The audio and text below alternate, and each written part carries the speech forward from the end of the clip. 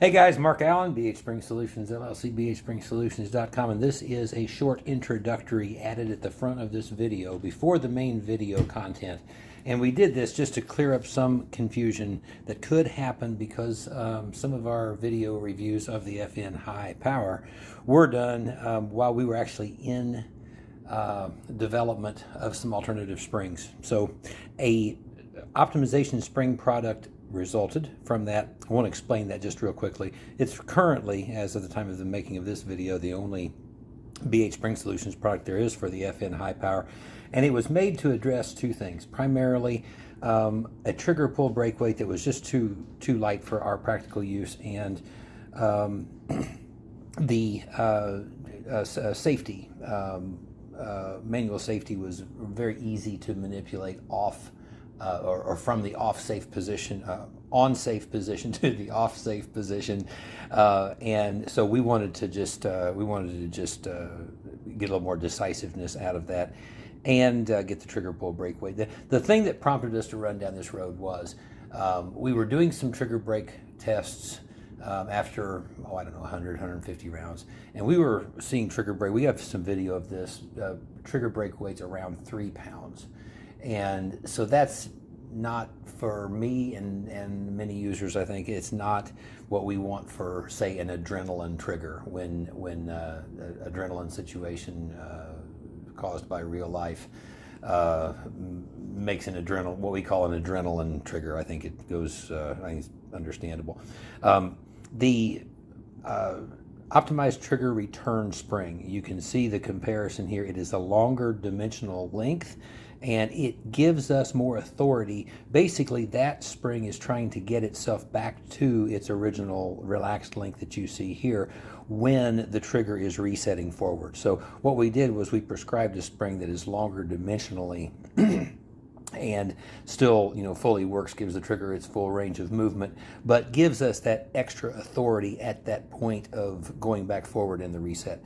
The optimized sear spring applies more pressure to the sear, and it requires about an additional pound of pressure from the trigger in order to cause the sear to clear the hammer tooth. And one mention about this spring added got us up to around 4.5 to 4 3/4 pounds. As far as the spring replacements, if I'm happy with that, if that's my say sweet spot for a handgun that I'm going to use in the application that I'm going to use this in, whatever it is, for me, then I would stop there. This spring added we stopped right around 5.5 to sometimes a little, say, 5 3/4 pound range, and that's a preference for a lot of guys. So you have some flexibility that comes with these two springs as far as the trigger brake weight that probably is not there from a flexibility standpoint without this product. And finally, the optimized manual safety lever detent spring. And this is a difficult thing to notice, but we have just a little bit more relaxed dimensional length here, and it is just a brawnier spring wire, and it applies more pressure so that when you manipulate, you hear that it's unmistakable. So very decisive, but not unreasonably difficult to manipulate either. So okay, folks, thanks for watching, and if this is an introduction to the beginning of a video, enjoy the subject matter. Thank you, folks. Okay, I'm going to do a couple comparison videos now. In the trigger subassembly, I replaced the trigger return spring, the original trigger return spring, with a BHSpringSolutions alternative, and I'm going to show you what we had, or what came of this. So with this, with the BH Spring, we have a trigger brake weight. I was just doing several, about 4 3/4 to near 5, and it's very consistent in that range. Then we'll show the OEM spring back in, and we'll do some trigger brake weight readings on that. But anyway, I'm going to go ahead and just do one here real quick. And we're 4 pounds 5 ounces on that one. is actually one of the lowest ones I've seen. We're about 4 pounds 8 ounces there. So say 4.5 to 4 3/4, I guess, would be about an accurate range. Also, I think possibly we've got a little more responsive reset. You can almost hear this.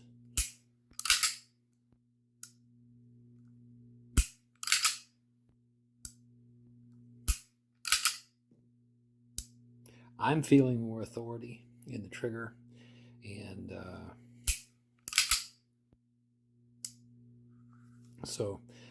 reset was not especially noted as a strong suit of this trigger subassembly when we first got it out of the box. So, okay, now we'll put the OEM spring back in and see how we compare. Okay, and back now with our FN high power, back with the original trigger return spring back in it. We just had the BH trigger return spring installed, and we observed that the trigger resistance had increased. We were up to around 4.5 to 4 3/4 pounds kind of range predominantly. Now we are back with the OEM trigger return spring, and we're going to see what we get now. And we're at 3 pounds 4 ounces. Let's see what kind of consistency we get. 3 pounds 9 ounces. Just a tick over 3.5. And we're at 3 pounds. I mean, right dead on 3 pounds. See, this is an observation we had in the first session, that we thought out of the box trigger break weight was quite light. Let's go ahead and just observe the reset here real quickly. Yeah, I'm not sure that's going to show up on the video, but with the BHSpring, I felt more decisive authority forward on my finger. And this would all stand to reason, because if we're a lighter spring, now it's the same spring pushing the trigger back to the forward position, so that would stand to reason. But yeah, I have noticeably lighter reset with the OEM trigger return spring, and a very light trigger break. 3 to 3.5 pound trigger breaks are just not what we go for in a defensive handgun, all the time necessarily. And we're not judging it. We're not saying anything is, good, bad, or, right or wrong. It's just a preference from the standpoint of, when a handgun is, a defensive use handgun, or we would say adrenaline use, if you will. We just want more resistance on the trigger, and we want more authority in the reset, for faster follow-up shots too. So that is the reason that we prescribed a different trigger return spring in the for the FN high power. And for my own purposes, for a handgun like this, I think I would definitely be enhancing that trigger return spring in this new FN handgun, just for my own personal preference. Thanks, guys. Okay, we're out here. We're going to do a little shooting with the new FN high power, and this is now equipped with BHSpringSolutions optimized trigger return spring, BHSpringSolutions optimized sear spring, and BHSpringSolutions optimized manual safety lever spring. So that's the tactical and safety, tactical trigger and safety optimization setup for the FN high power. We now have about a 5.5 pound trigger pull. I've got about 35 rounds loaded up. We're going to shoot more than that. We want to shoot with this setup, get our impressions of it, and now put the FN high power through a bit of extended testing. And so here we go.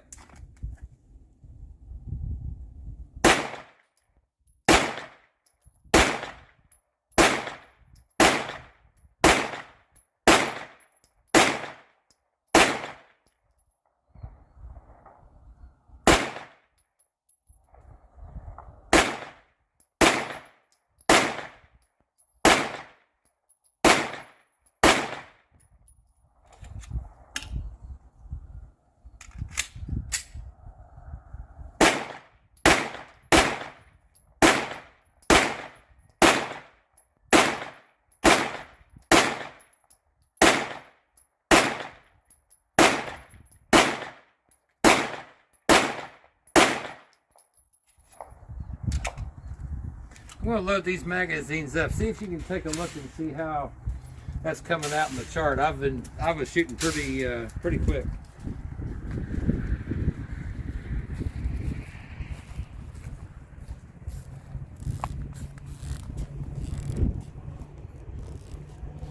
It's not bad.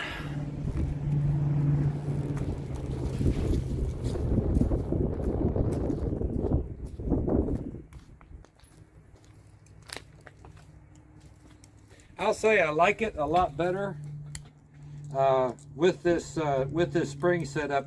Similar pace of shooting with the original setup. That was about that 3 to 3.5 pound trigger break weight. That was I felt like I was popping off shots just like that, super split second sooner than what I really, maybe wanted the shot to pop off at. And that's never a secure feeling sort of a thing.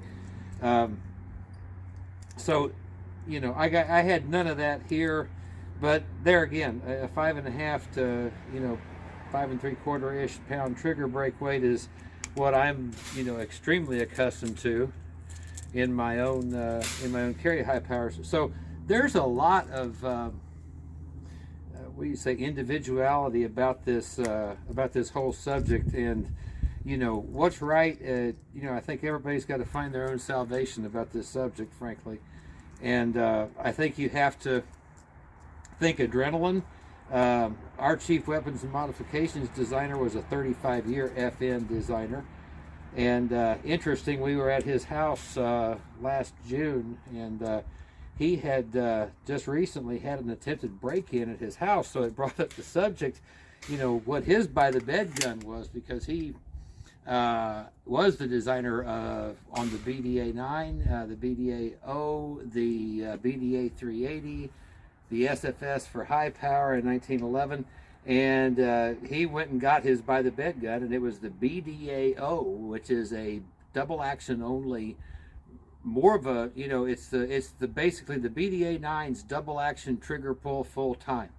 And he said, look, he said it's 2 in the morning when I'm trying to figure out, get the cobwebs out of my head and figure out, is this a dream, or is this even real, or he's like, I don't want a short hair trigger.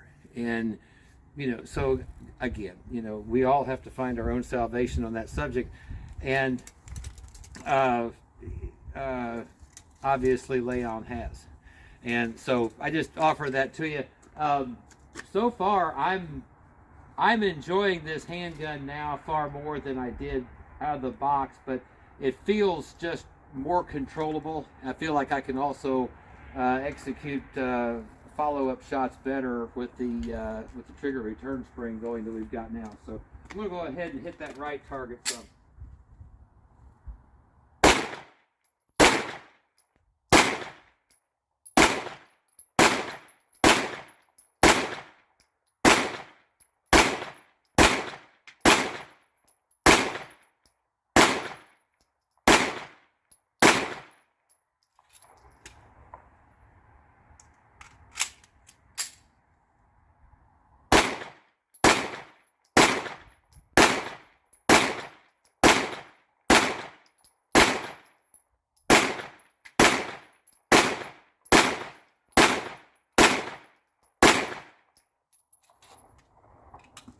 Take a look at that right target. I'm getting very comfortable with this.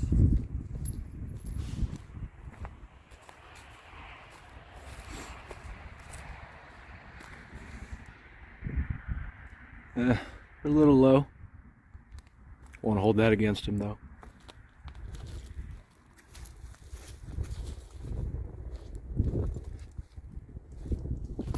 How's it looking? You're a little low. Huh? You're a little low. I'm a little low? Just a little bit. All right. Low and to the left. Low and to the left. When we shot, you and Dave and I shot this and 3 other of our BH Advanced high powers, I was a little low and left with this one then.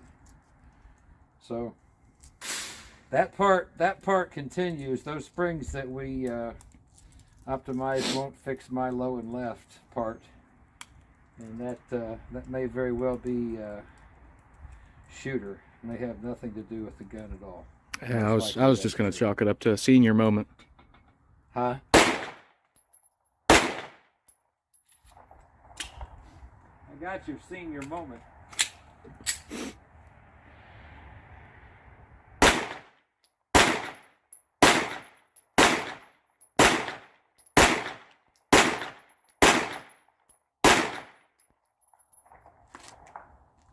How's that?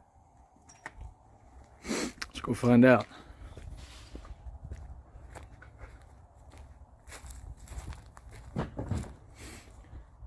That's a little better.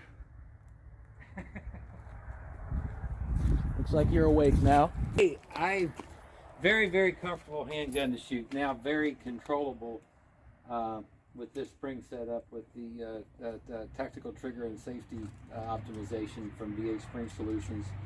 And you've seen the trigger scale weights, and you see the results here shooting.